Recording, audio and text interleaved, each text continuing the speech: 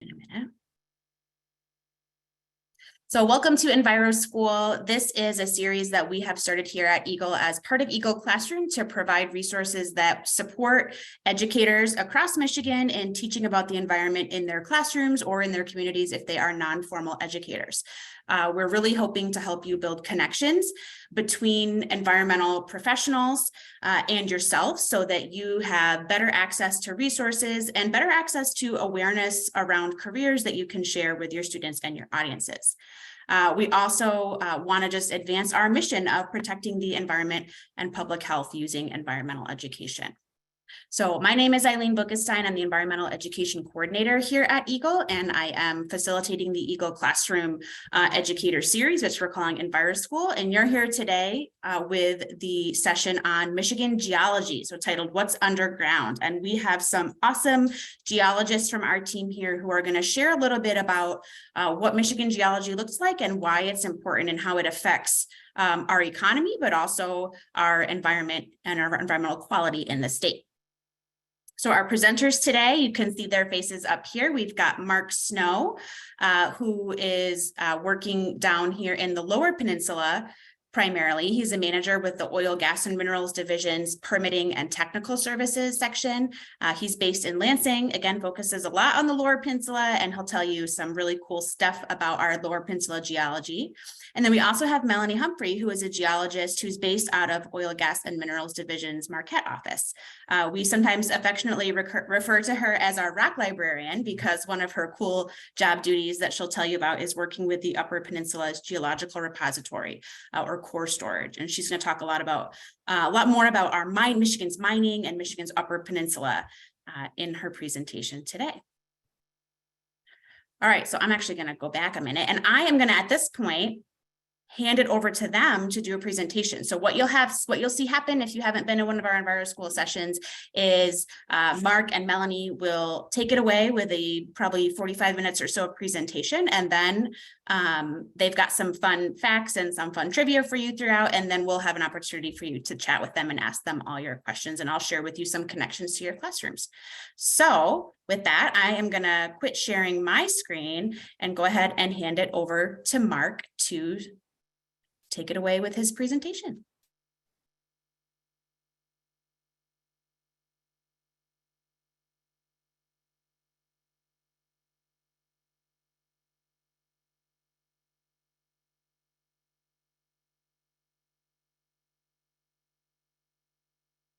Okay, good afternoon, everybody. I want to thank EGLE Enviro Classroom for inviting Mel and I here today. We're going to talk to you a bit about Michigan geology and geologic resources here in Michigan.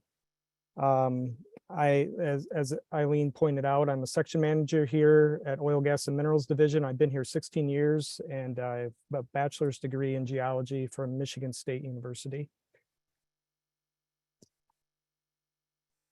I want to talk to you a bit about Oil, Gas, and Minerals Division.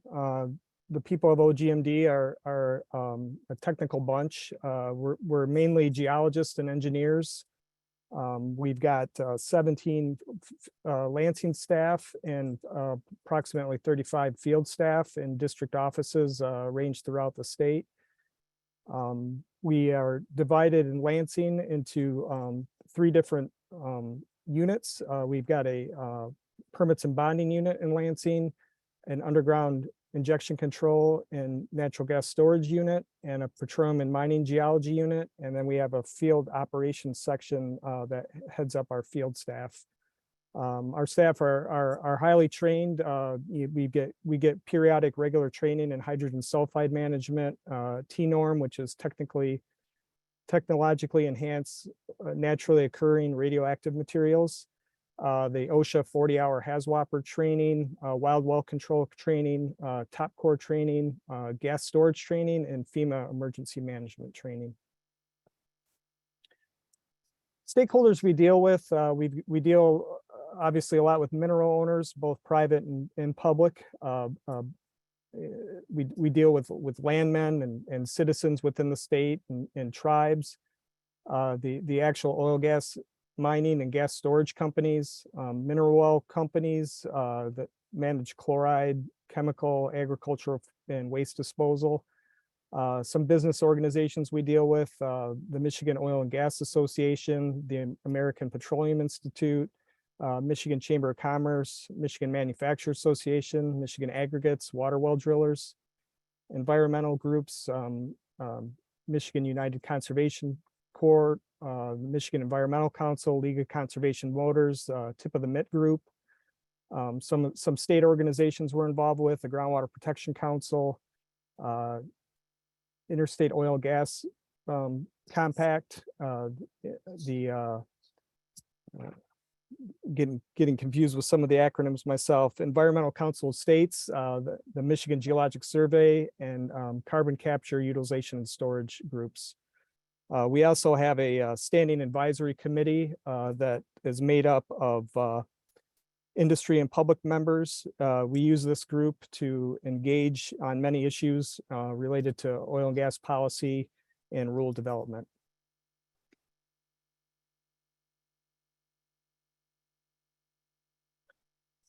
The mission of Oil, Gas, and Minerals Division is to assure that the development of Michigan's oil, gas, and minerals is done in a manner that conserves natural resources and protects public health and safety and the environment.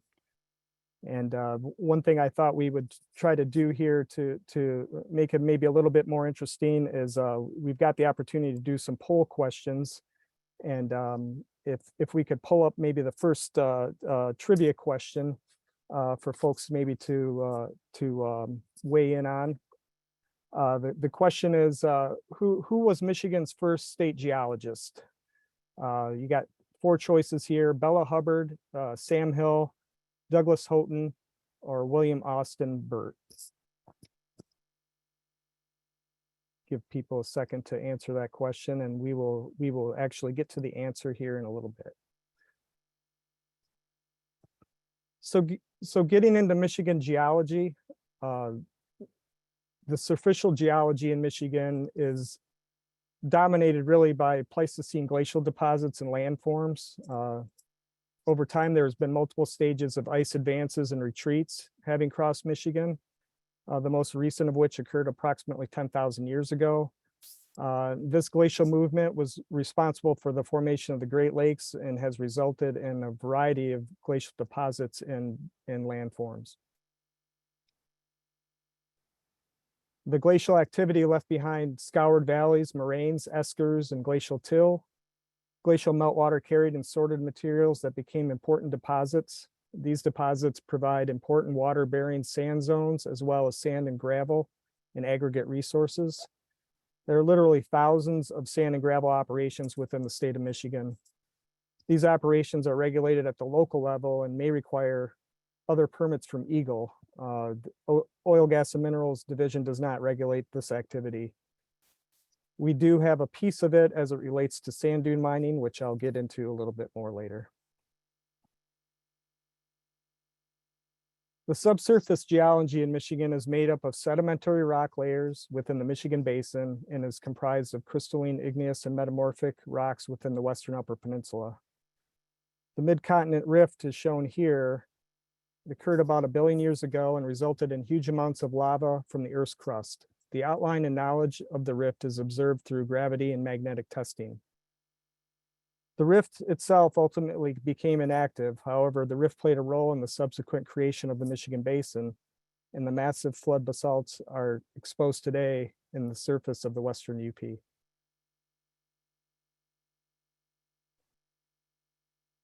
The Michigan Sedimentary Basin encompasses over 100,000 square miles. Geographically, it includes the entire southern peninsula of Michigan and the eastern part of the Upper Peninsula.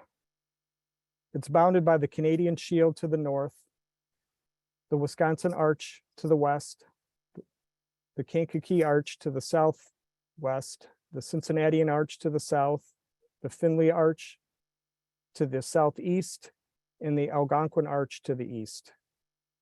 The geologic strata in the Michigan Basin rock units represent the different divisions of the Paleozoic era, from the Cambrian through the Pennsylvanian. There are also rocks of Jurassic age in the center of the basin. The thickness reaches a maximum of about 16,000 feet in the basin center near the city of Midland. Basin strata are dominated by carbonate and evaporite lithologies. Throughout much of the history of the geologic deposition of the Michigan Basin, the area was a tropical marine environment. It actually, the area that was being deposited at that time, Michigan was equatorial, so it was very tropical. Fresh water is found in about the top 700 feet within glacial deposits and in the recharge zone of the bedrock units above or below. Strata thicknesses thin towards the basin margins and are eroded to progressively older units moving toward the edge. The glacial deposits vary in thickness from none to over 1,000 feet. The Jurassic rocks do not outcrop anywhere in Michigan. The Ionia sandstone is really the only known formation. The Pennsylvanian rocks serve as an important regional aquifer, and it actually is the water supply for us here in Lansing. These deposits contain coal and have been historically mined in Michigan. The ledges in Grand Ledge are a great example where Pennsylvanian rocks can be observed today. These rocks were deposited in a fluvial deltaic setting. The Mississippian rocks also serve as a regional aquifer. These rocks are comprised of limestone and fine-grained sandstone and were deposited in a shallow marine setting. The Michigan Formation also includes gypsum, which is mined in Iosco County. The Devonian rocks are regional aquifers in the northern Lower Peninsula. They're mainly limestone with some clays. Limestone quarries at Rogers City, Presque Isle, and Charlevoix create important commodities in the cementing industry. These rocks were also deposited in a marine setting. Silurian rocks are the regional aquifer in southeastern Upper Peninsula. They're comprised of limestone and dolomite with some minor amounts of shale. Outcrops and quarries are common in the southeastern UP. Vast thicknesses of bedded salt are also found in the Silurian. Salt production is done two different ways in Michigan. Salt is dry mined under the city of Detroit at a depth of about 1,100 feet. And salts from the salina are also solution mined at various locations. And we'll talk more about that later. Ordovician rocks comprise the regional aquifer in the central UP. The lithologies range from limestone to shale to sandstones.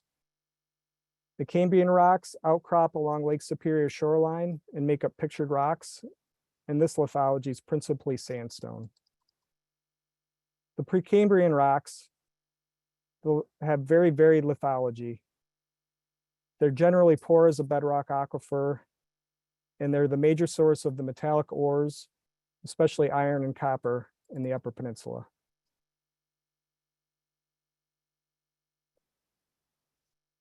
As I discussed, there are places where there's activity to quarry these rocks. These are considered non-metallic minerals, and there's several important mineral commodities such as peat, gypsum, dimension stone, and limestone that are mined near the surface.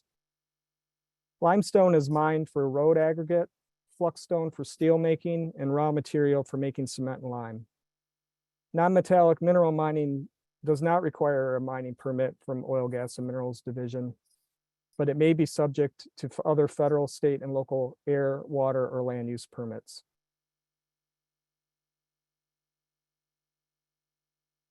Much of what we know about the rocks in the Michigan Basin can be attributed to oil, gas, drilling activity.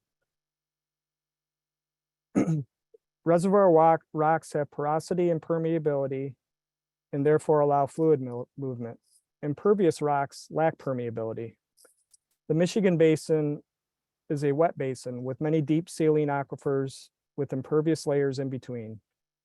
This is the stratigraphic column of Michigan. to the right, I've highlighted major zones of oil and gas drilling activity, or what they call plays within the basin. The Michigan Stray Formation is an important gas storage zone, and it is mainly produced in the central part of Michigan at depths between 8 and 2,000 feet. The Marshall Sandstone is also part of the Mississippian, and it's a gas bearing zone in central Michigan, and it's produced roughly at the same depths. The Berea Sandstone is mainly an oil play in West Michigan in the Bay Area at depths of 800 to 2,000 feet. The Antrim Shale is a big natural gas play in northern Michigan. Depths range from 8 to 2,000 feet. The Traverse Limestone is an oil with some gas and is in western Michigan and in the Saginaw Bay Area at depths of 1,000 to 2,000 feet. Also within the Devonian is the Dundee Reed City Limestone, which with oil and some natural gas production. The south half of the Lower Peninsula of Michigan at depths of 2,000 to 3,000 feet. The Detroit River Group has several different zones of production. Wanted to point out here too that the Filer Sandstone and the Amherstburg are also important brine producing formations for our mineral well producers out there. The Niagara Reef Trend is in northern Lower Michigan and also southern Lower Michigan at depths between 3,000 and 5,000 feet. The Trenton Black River Formation is in south central Lower Michigan at similar depths. And then below that, also in the Ordovician is the Glenwood Prairie Duchesne formations. And that's mainly a natural gas producing horizon.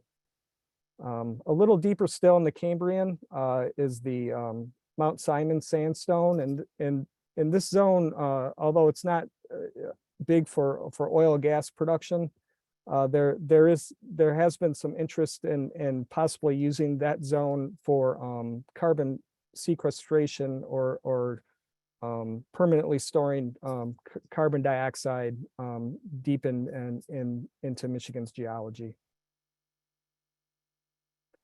All right, the answer to the trivia question. Douglas Houghton, if anybody picked that, he was our first state geologist. When Michigan became a state in January 26, 1837, one of the first acts actually created was the establishment of a geologic survey.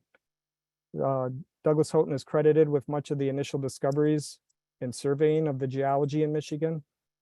Unfortunately, Houghton met an untimely death in the fall of 1845, along with two others when their small boat capsized near Eagle River on the Keweenaw Peninsula.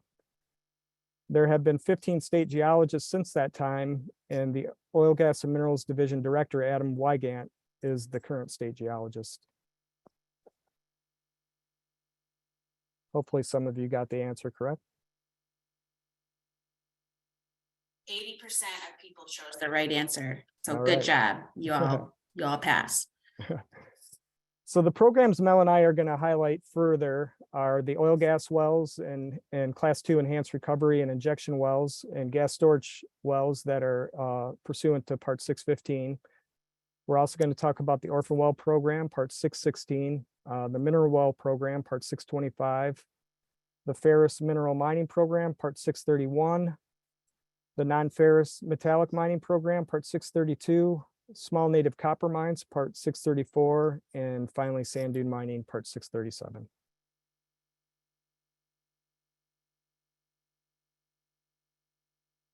Part 615 is the supervisor of wells, and this governs oil and gas development in Michigan, along with injection. Class 2 injection includes brine disposal wells. So when you produce oil and gas, many times you also produce brine in conjunction with that. And so the brine is then handled by injecting it through a disposal well. There's also wells used, class 2 wells used for enhanced recovery operations. So if you have a depleted oil and gas field, that you can re-inject They use water or carbon dioxide to increase that reservoir pressure back up and get additional reserves of oil to produce. Part 615 really is a kind of a cradle to grave thing.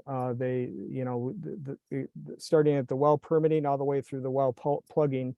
So we deal with well location and the spacing of wells. The typical drilling unit for a well in Michigan is one well per 40-acre tract of land. And that is governed by the quarter grid system from how Michigan is divided up and how it was surveyed. We also oversee the drilling and construction, well completion, production operations and records, and then finally the plugging and final restoration. A couple things to point out here, this big red swath of wells in northern Michigan, this is the Antrim gas play. There's also some Antrim gas over here in Manistee County. The Niagara Reef Trend, there's a northern Michigan Niagara Reef Trend that runs in this direction here, and also a southern Michigan Niagara Reef Trend. Oil and gas development began in Michigan in the mid-1920s, with fields discovered in the Saginaw area in Muskegon. Michigan began issuing permits for oil and gas activity in 1927. Most of that initial development was in relatively shallow formations, including the Traverse and Dundee. Michigan's one big oil field is the Albion Scipio field, which is in this area right here, in this kind of northwest southeast trend. Over 100 million barrels of oil were produced from this field.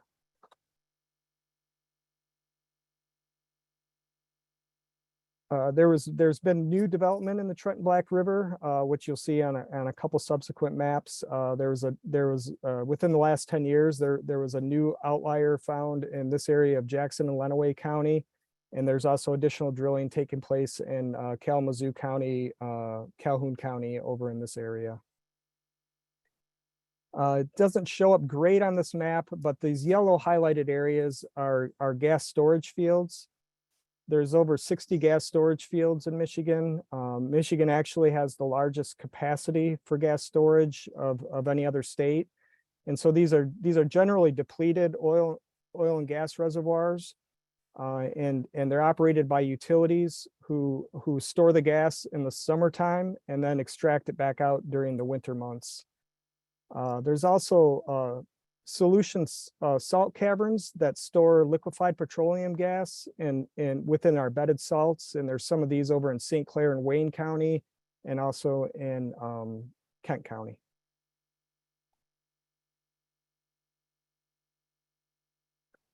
Our oil and gas program oversees approximately 18,000 active wells. We respond to on average of about 100 spills and 200 complaints every year. We conduct site inspections and oversee remedial activities at well sites. And on average, we issue about 60 permits per year. So this is an example of a drill rig on location. And these are tanks associated with oil and gas activity. And this is one of our area geologists, and he's utilizing what's called a FLIR camera to observe to see if there's any leaks associated with these tanks. And also you can kind of make out in this picture here, this is what we call secondary containment around tanks.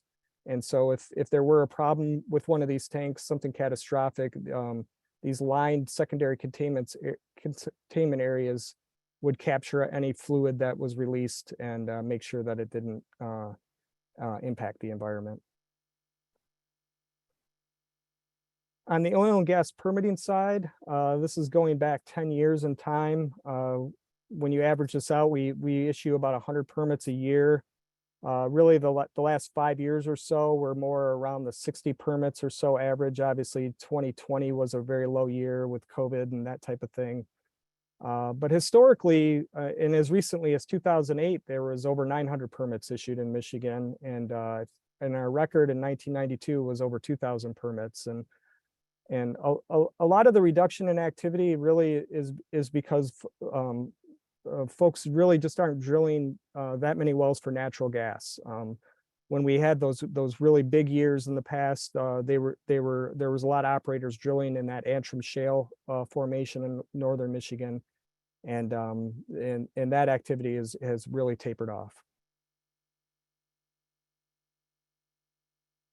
So in the last 2 years, these are the permits that we've issued based on formation. These are Niagaran permits that have been issued in northern Michigan. We've got a couple deep Prairie du Chien permits here. These yellow ones with the X through them are gas storage wells. These red ones are Dundee wells in the central part of the basin. Also some gas storage activity over here.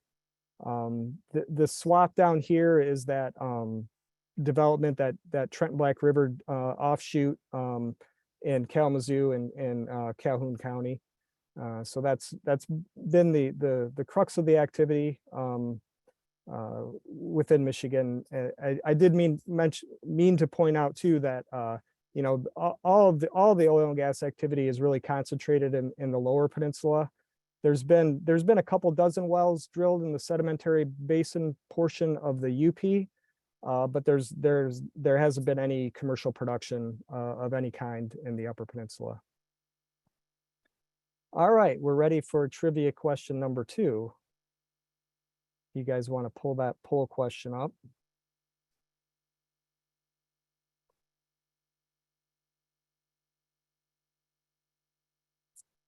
All right, so the question is, how deep is the deepest well ever drilled in Michigan? You got 4 different choices here: 5,345 feet, 7,256 feet, 17,466 feet, or 20,514 feet.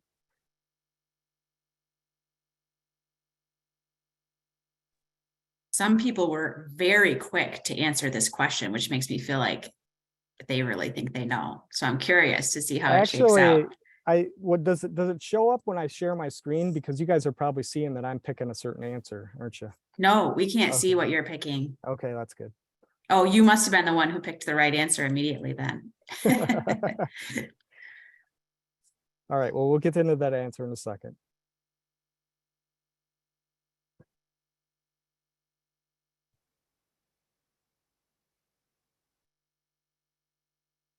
Okay.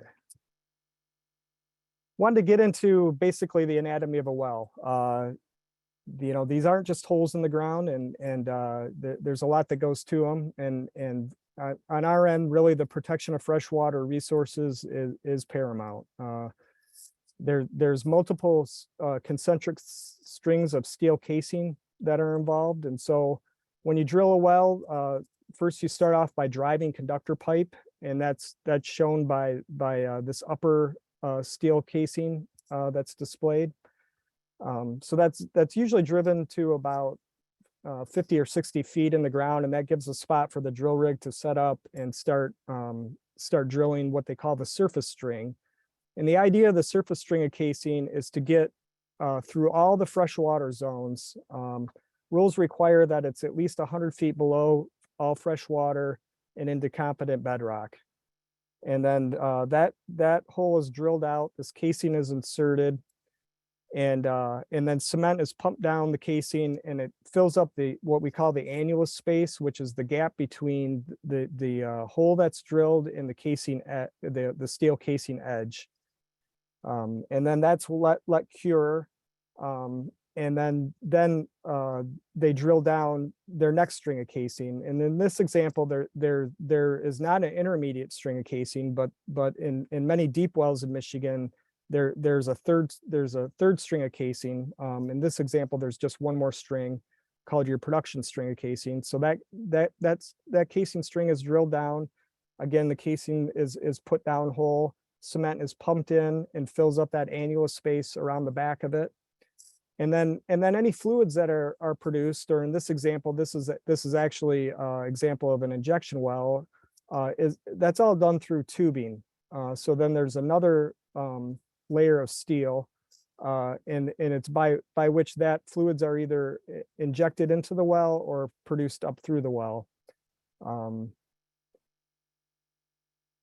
All produced fluids that come back to the surface are required to be put in steel containers with secondary containment, as was displayed on the previous picture. The areas around the wellheads and pump jacks also have to have secondary containment.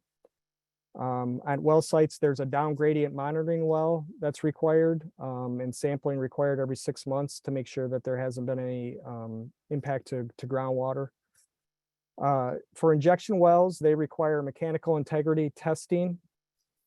So what they do there is they actually apply a pressure to this annulus between the tubing and the production string of casing, and the well has to hold that pressure. And then they're periodically tested over the life of the well to ensure that there's no leaks within that casing. Operators are required to monitor any flow rates, injection volumes daily, and then report that information to Oil, Gas, and Minerals Division monthly. All well sites are inspected regularly by Oil, Gas, and Minerals Division staff. And our staff oversee and prescribe the final well plugging procedures. That's made up of multiple cement plugs that are set at various locations along the well bore. The casing is ultimately cut and capped with welded steel plate 4 feet below grade, and then all equipment and the site is leveled and revegetated at closure.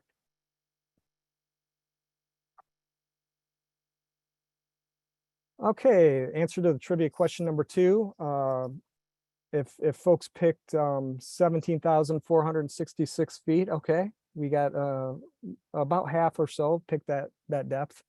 That is the deepest well drilled in Michigan. It's the Sparks et al. 1-8, permit number 29739. It was drilled by McClure Oil Company in Gratiot County in 1974. It was actually targeting the Trenton Black River formation, McClure, it was a dry hole, and they basically looked at it kind of like a science project. They just kept on drilling, and it ended up ultimately penetrating several thousand feet into the Precambrian granite bedrock. So it's over 3.3 miles deep.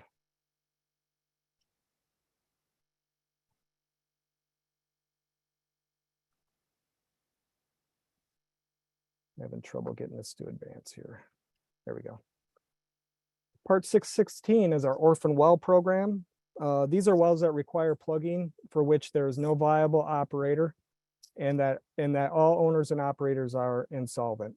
Historically, Oil, Gas, and Minerals Division staff plug about 5 to 10 of these wells per year, and these are all the wells currently on our Orphan well list. We've had a couple of pretty big insolvencies that kind of came out of COVID. These are Antrim gas wells in northern Michigan that got added to the list. The Orphan well program began in 1996, and since that time, over 400 wells have been plugged and sites restored under this program. The program is funded through severance tax on produced oil and gas, and kind of big news late this summer as part of the Infrastructure Investment and Jobs Act of 2021. Michigan applied for and was awarded $25 million from the Department of Interior to address orphan wells.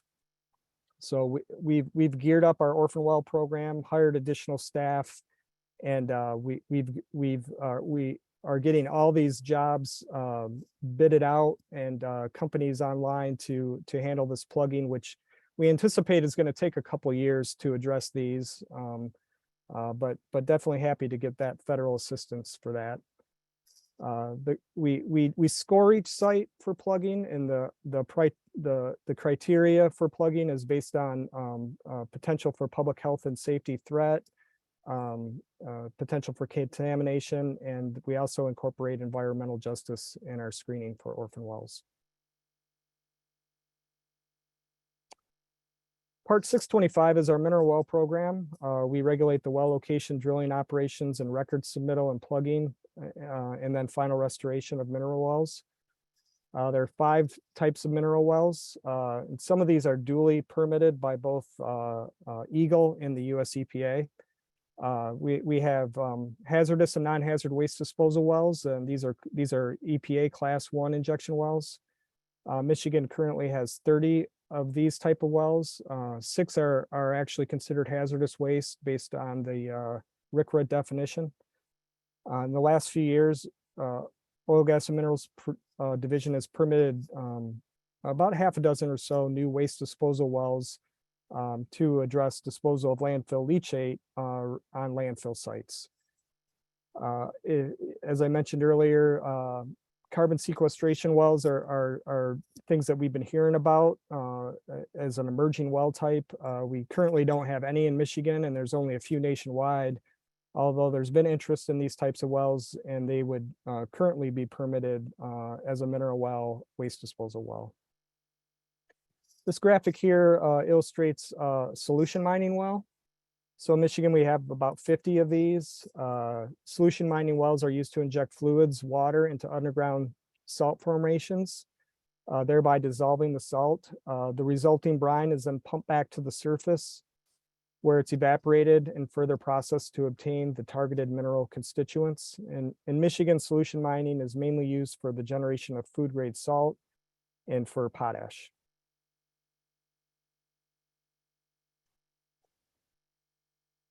There's also a well type called spent brine return flow wells. These are Class 5 wells according to the US EPA and are considered waste disposal wells according to our Part 625 mineral well program. There's 17 of these wells currently in Michigan. These wells are used to dispose of processed brine after the minerals are brought to the surface and have been extracted. And these wells actually return the brine back to the same formation from which they were withdrawn. Michigan also has 80 brine production wells. These wells extract brine for the purposes of dust and ice control. Chemical companies extract cations and anions from the brine, mainly magnesium, but also bromine, calcium, and chlorine. There's been recent interest in the potential for extracting lithium from Michigan brine. However, to date, it appears that Michigan brine producing zones do not have enough lithium to make this viable. Another type of well in our mineral well program are geologic test wells. Test well activities in Michigan date back to the mid-1800s. Almost 30,000 test wells or test holes have been documented and captured in our database. A permit is required for drilling greater than 50 feet into bedrock when doing so for the purpose of mineral exploration or extraction. And test wells have been drilled to determine geologic resource potential for commodities including gold, zinc, copper, iron, silver, nickel, salt, gypsum, aggregates, limestone, brine, and hydrocarbons.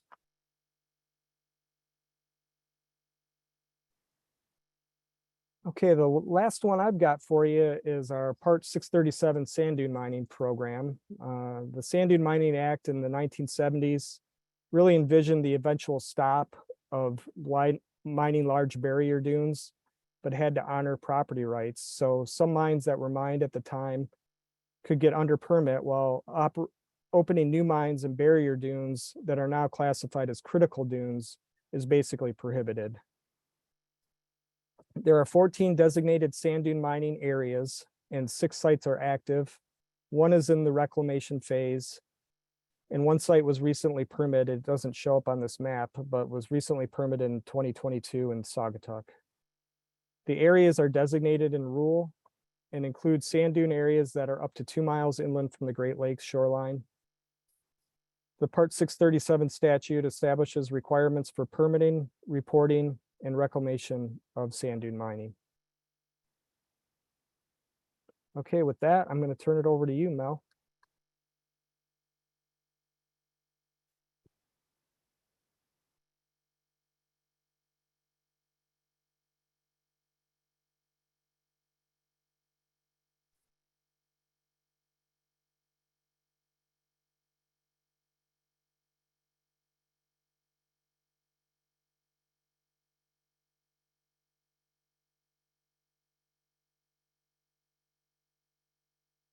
You're muted, Melanie.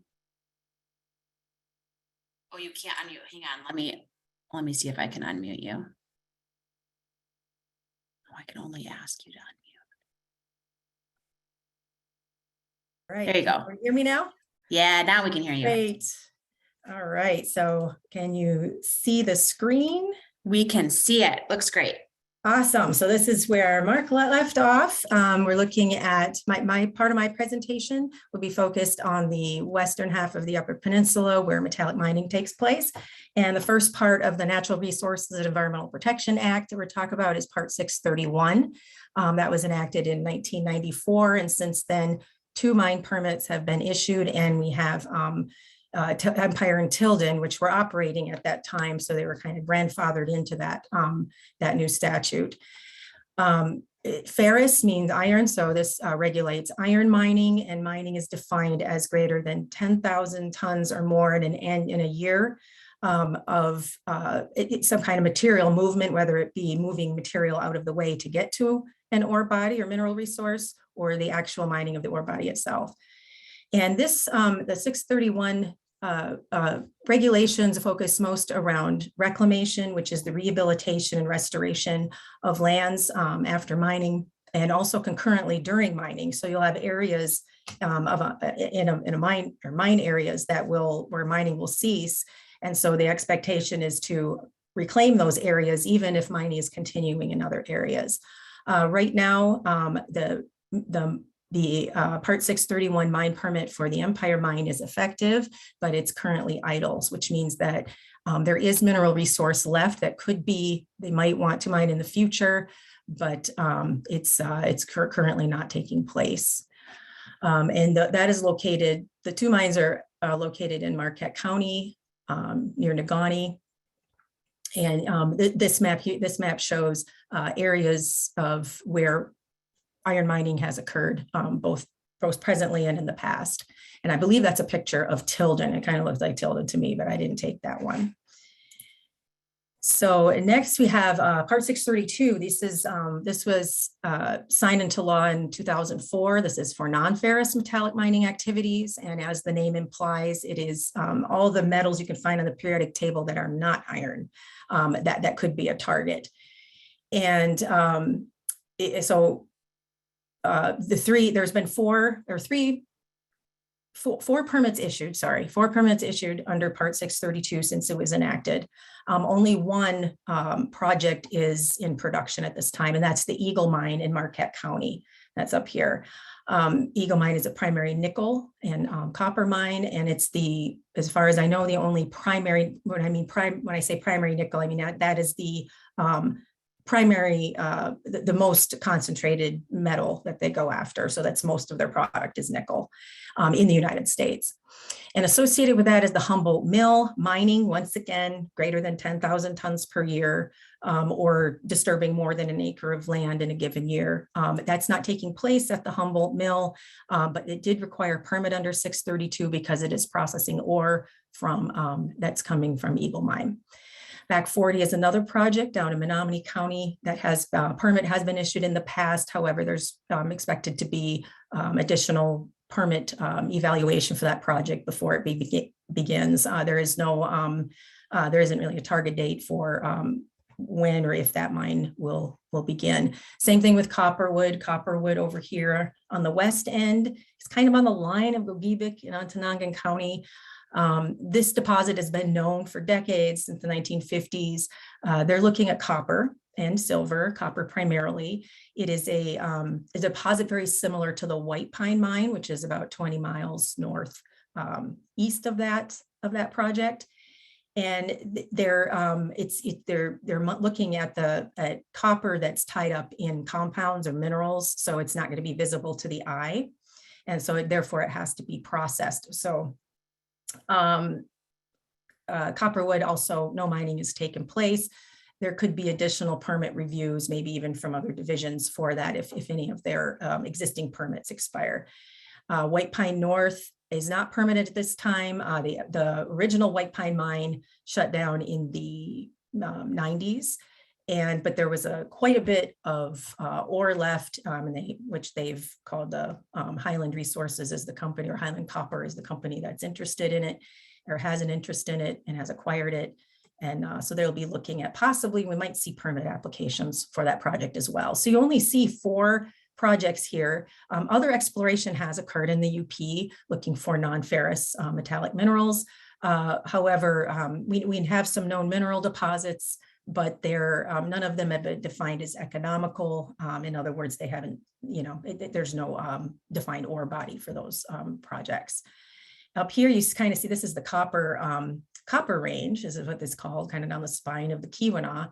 And those were abandoned native copper mines as a result of all the lava flows that occurred geologically in the past. Also, I want to mention the Part 634 small native copper mine regulations as well. So it is, native copper is a non-ferrous metallic mineral. And that's going to be the copper that you actually see that's visible. You just have to break away the rock that surrounds it. You don't have to do any other type of chemical processing to get the copper. And this would be a smaller scale. For smaller scale projects, this came into effect in 2017, and we haven't had any applications or received any permits to date for under this part of the act. And this would fall under, first of all, it has to be native copper, and it would be between 10,000 tons and 75,000 tons per year. So I want to go a little bit more into our Michigan's modern metallic mining regulations. Like I said, that Eagle Mine is currently under. It starts with a permit application, and what you'll find in a permit application is a mining plan. The mining plan is going to include the extent of the mine, the ore body. It's going to define all of the mining activities, anything that's going to take place in the mining area and the affected area for a mine project. Reclamation, same thing as we talked about, that I just talked about in Part 631. It's got, the rehabilitation, restoration of a land to go back to a pre-mining or more sustainable ecosystem. And also an environmental protection plan is required. And that would be, they're going to have the environmental monitoring that takes place, as well as any mitigation or controls in place to protect the environment. Environmental impact assessment, a very important part of a mine permit application. That's going to include all of your baseline. It's going to define all of the features, conditions, infrastructure, anything that's within a mining area that exists before any mining takes place, before the proposed mine takes place. And then the defined conditions and features, you look at those and look at the mining activities that are proposed, and identify and describe what impacts, actual or potential impacts there would be to those resources. And then another part of that is, if there are impacts expected, can they be avoided? Can they be prevented? And if not, how are they going to be mitigated and minimized? And that's also, all of that is going to inform the mining, reclamation, environmental protection plan for a project. And some of the resources, such as groundwater and surface water, you have to have at least 2 years of baseline data. So a lot of work goes into a proposed mine project in the permitting before we see an application in our department. Another thing that's required is a contingency plan. That's going to be anything that's foreseeable, like a foreseeable issue. The thing that comes to mind is a fire. Fires do happen. So there has to be a plan in place in case things happen that aren't intended, but potentially could happen. And that's where you're going to have all your emergency management coordinators, all the contacts that you're going to have for that contingency plan. Treatment and containment plan. If there's going to be any facility water, processed water, anything on site that can't be discharged to the environment because it might cause water quality issues or pollution, then they have to propose how that's going to be treated and how it's going to be contained. So it doesn't leave the site, or when it does leave the site, it's meeting water quality standards. OGMD does not regulate the effluent or anything that leaves the site. But they do have to disclose how they're going to treat that water and how they're going to contain it and control it. Financial assurance estimates have to be provided, and instruments.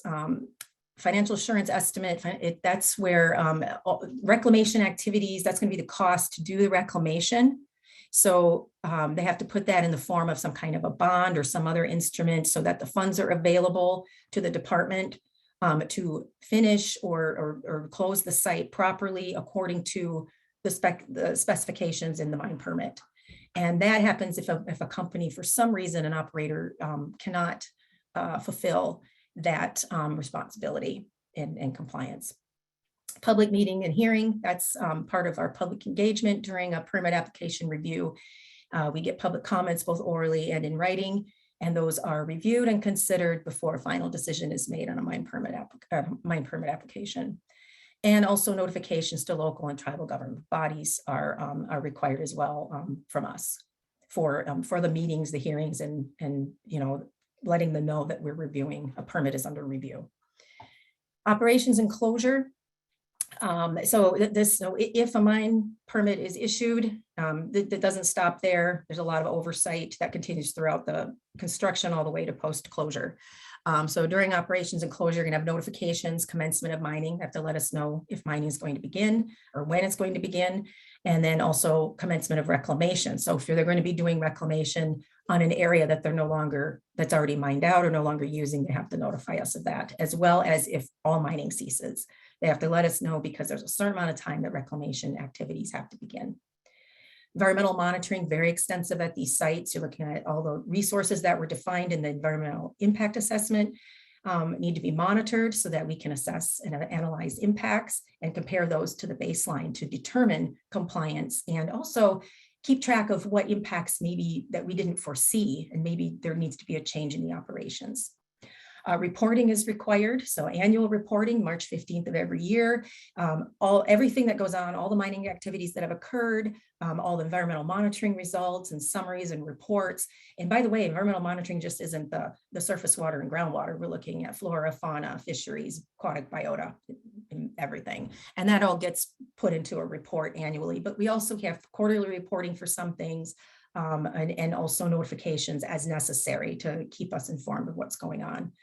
And also incidents are required to be reported, such as a spill. Reclamation, we kind of already went over that. Financial assurance updates. So updates have to occur at least every 3 years, or if there's a change in conditions on the site, because the cost to do things changes, the cost to do activities changes over time. You get inflation, so that has to be taken into account throughout the life of the project, and bonds adjusted as such. Remediate is necessary. So if you do have some kind of an incident or spill, response needs to be done. That's usually can be found in the contingency plan.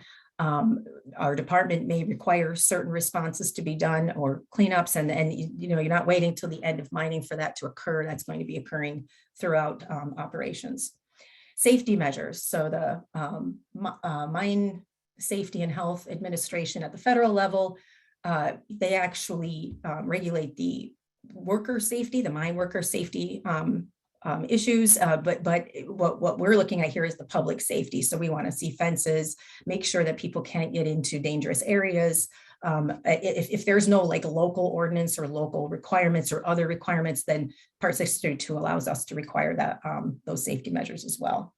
Contingency plan updates, they do mock exercises every year, and those are summarized in their annual report. And then, you get changes in contacts and those, and so that has to be updated periodically as well. And then our agency staff is on site quarterly at a minimum for the mine permit, but also, as Mark mentioned earlier, there are other permits that are going to be required. So you're going to have EGLE staff from other divisions also visiting the site, looking at maybe other aspects of the activities. So once again, this is just a summary of what's required, and there we go. Also, okay, this is UP Geology and Mineral Resources. Mark went into a lot of the geology, so you got kind of highlights of all that, but I just wanted to showcase the Geo web face. There's a URL down there. It's a map application that we have on our website, and you can see it here on the left. This is just a screenshot, but you can see on the left all the different things you can map out and look at in any part of the state. I focused in on the UP because that's what I'm talking about today. This red squiggly line, you can't see it here, but I clicked on that, and that's going to be the boundary between those Paleozoic rocks that Mark was talking about, and then the Precambrian on the west end of the UP. And I also highlighted the iron, copper, and gold ranges. So you have this yellow is the copper range, and that's where mining is taking place in the past. And then of course you have the iron ranges, Marquette Iron Range, which is the only active range at this time. Menominee Range down here, east and west, and then the Gogebic Range. And then there's a couple of gold ranges in there as well. And I don't know why I stuck this so far to the bottom. I guess I could have lifted that up, but that's also I just wanted to add this screenshot as well. This is the bedrock geology of the UP. Also came from the GeoWebface application. And you can I just wanted to compare the geology. So you see all this empty area where mining hasn't taken place in the past.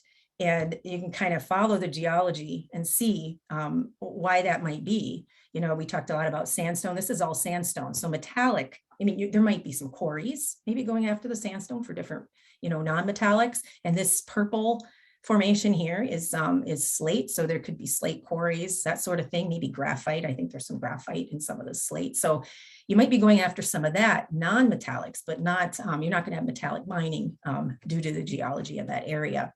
Of something of interest, though, there's a lot of exploration going on this little finger, so purple finger that's jutting up, that's called the Michigan Basin. And yes, it is also slate, which was a shale before it was metamorphosed. What's happening there is there was some deep magma that came to the surface or close to the surface and cooled, and that's where you're getting some concentrated, these magmatic intrusions where you're getting concentrated metals. And so there's been a lot of interest in this area, and that's what EGLE Mine's actually mining right now is one of those intrusions. And so there's some interest. Well, if you can find it there, maybe it can be found in other places. And yes, mineralization has been discovered in these areas, but once again, nothing economical that I'm aware of at this time. Upper Peninsula Geological Repository. So the purpose of our repository, it houses geological samples from the Upper Peninsula primarily. I mean, might have some other samples that have snuck in there, maybe some hand samples, but it is intended to store rock that has been generated in the Upper Peninsula. And the purpose of it is to maintain the integrity of documented samples that are invaluable. And when I say invaluable, I mean irreplaceable in some instances for further geoscience research.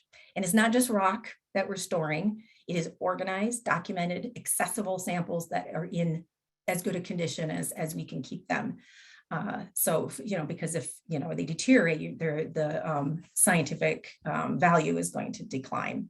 Where do they come from? Mark already talked a lot about the drilling and core drilling. So you got mineral exploration and mining development in the UP, engineering projects. So if you have a civil engineer and you need to know the ground conditions, like bridge building or other infrastructure, it could come from there. Samples could come from there. Research projects, groundwater supply, so water wells. Typically those will be cuttings and not core, but we do have some cuttings from water wells, and also monitoring groundwater monitoring wells for remediation. And we do have core from some groundwater monitoring wells. So that's of interest as well. Anyone interested in UP subsurface geology is welcome. Mostly we do get geologists that are doing research. It can come from academia.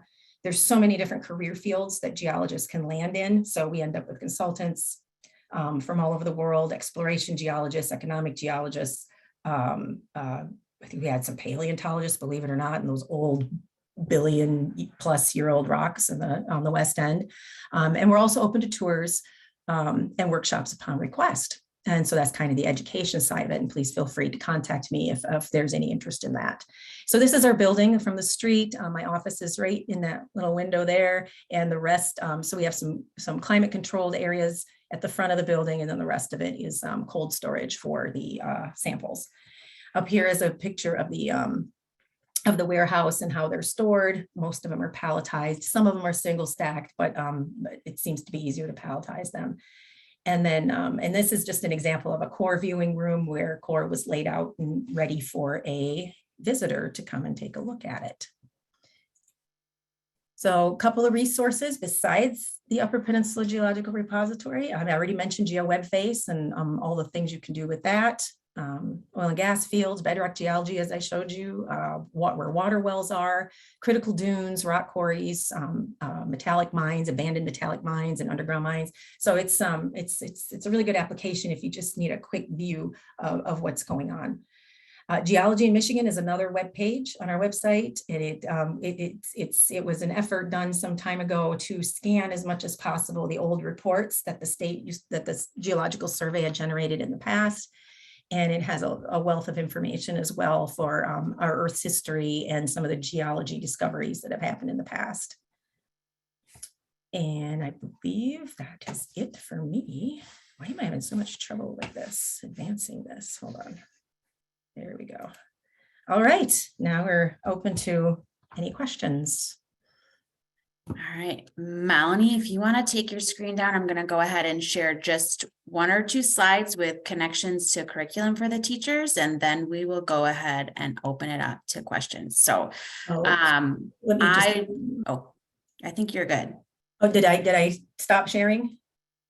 I think I'm sharing now. Okay, if you're seeing curriculum connections, yes. Very good, yes. Okay, so thank you so much, Melanie and Mark. That was a lot of information and super interesting. And for those who came on later, just want to let you know, I will be sending out a follow-up email with a recording of this presentation and also all the links to the materials that they shared. So if you didn't catch some of those links, that's okay. I'll send them out to you. So I know some of you on here are like really into geology and you're earth science teachers and you know a lot of this information already. So I'm interested to hear like what kind of questions you all have for Mark and Melanie in just a minute here. And I wanted to point out a few of the things that we have available through EGLE Classroom and our environmental education program to support your teaching around geology and earth science. So one of the resources that we have is our lending station. And this is a resource where teachers can, or educators of any kind, can check out resources that we have to use in their classroom. Much of what we have is really related to water right now, originally because the station was funded originally by the Great Lakes Restoration Initiative. But we have a couple of things that might be really interesting in helping to teach around geology. And one of them is our groundwater model, which many of you might be familiar with as a tabletop model, where you can illustrate some of the concepts that Mark was bringing up earlier around how the geology influences what your aquifer looks like and how you access water and where it comes from and what might be in that water. And as I put in the chat, our Michigan Environmental Education Curriculum Support, or MEECS units, cover geology in a number of different ways. Our water quality unit has undergone a big update and will be re-released in the spring of 2023, so very soon. And one of the case studies in that unit does look at how geology affects our water availability. So MEECS also has we don't have a MEECS geology unit, but we have a lot of places where geology intersects with Michigan's environment. In our climate change unit, talking about the carbon cycle, in our energy resources unit, obviously that relates to some of this resource extraction, our land use and our land and environment units, which are both about land use. Land and environment is geared towards younger ages, grades 3 and 4 and 5. Whereas the land use unit is geared towards grade 6 through 8 and above. And then you're probably aware of some of these other resources, just throwing them out there in case you aren't. I know some of you here are MESTA members, Michigan Earth Science Teachers Association. If you teach about earth science and geology, there's a lot of awesome resources available through that organization. So I highly encourage you to join up and get involved. They go out on these really cool field trips every summer to see some of this cool geology that we're talking about. And then for Lower Peninsula, Melanie mentioned in the chat the core storage at Western Michigan University. So the UP core storage houses a lot of the rock and the samples that are related to Upper Peninsula geology. And a lot of the Lower Peninsula samples are stored in a similar facility at Western Michigan University down in Kalamazoo. And they have folks over there who do some really great education and outreach as well through their program that's called the Core Kids program. So I am going to include a link to that in the follow-up email because they have a lot of really wonderful resources online for teachers if there's things that you want to use. And they also have some really cool places that you can tour and learn more about Michigan geology from them. So that's just a couple of curriculum connections, and I encourage you to, if you have other things that you do, to drop those in the chat or to bring them into the Q&A. If you enjoy this and want to learn more from other of our EGLE staff, we have events happening monthly. On December 6th, we'll be talking about trash and recycling and resource management. And then in January, we'll be talking with some folks about the radioactive materials that are present in Michigan and impact they have. So that's going to be really cool. I definitely encourage you to register for those. The trash one is open for registration. The radioactive one will be open for registration very soon. So I am gonna quit sharing my screen a minute now and open it up for discussion. So Joel, you can go ahead and stop the recording at this point. And then you will now be given opportunity